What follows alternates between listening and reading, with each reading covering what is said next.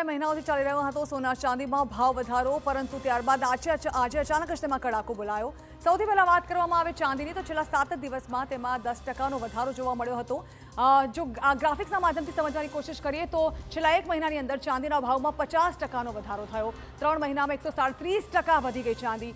6 મહિનાની અંદર 206%નો વધારો થયો। છેલ્લા 1 વર્ષની અંદર કુલ 279% ચાંદીમાં વધારો થયો અને 3 વર્ષની વાત કરવામાં આવે છેલ્લા તો 385% ચાંદીમાં ભાવ વધારો જોવા મળ્યો।